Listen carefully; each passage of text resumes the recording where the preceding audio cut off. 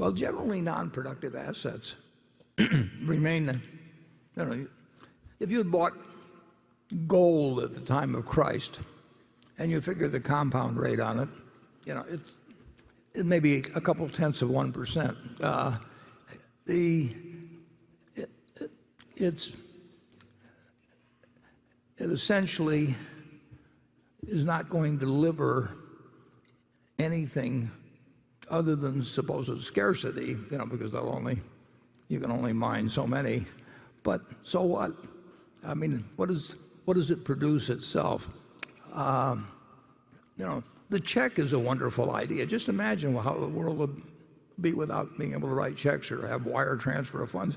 But it doesn't make the check intrinsically itself worth a lot of money. And if you said you can't use something called check with a little piece of paper, you'd do something else to transfer money. I think that anytime you buy a non-productive asset, you are counting on somebody else later on to buy a non-productive asset because they think they can sell it to somebody for more money. And it's been tried with tulips, and it's been tried with various things over time, and it does come to a bad ending.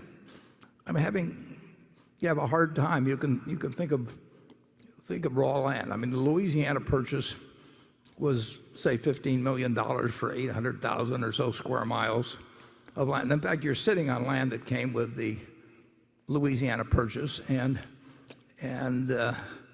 so what we paid 20 bucks a square mile, and 640 acres in a square mile, and you're down to 3 cents or something. So that was a pretty good purchase of what was then a non-productive property. But it depends.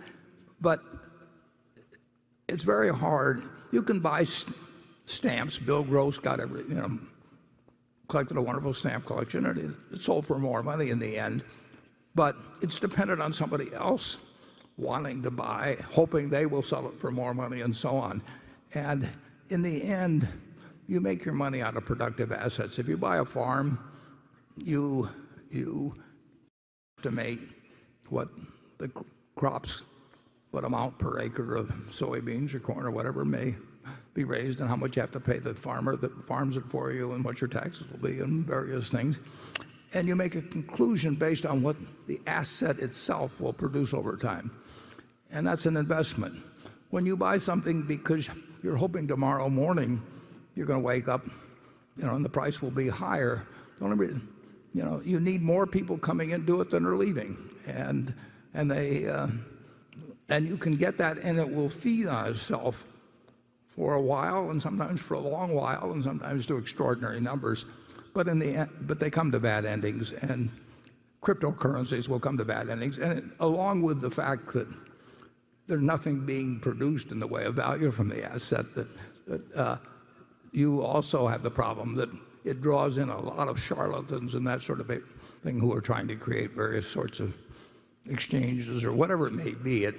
It's something where people who are of less than stellar character see an opportunity to clip people who are trying to get rich because their neighbor's getting rich buying this stuff that neither one of them understands. It will come to a bad ending.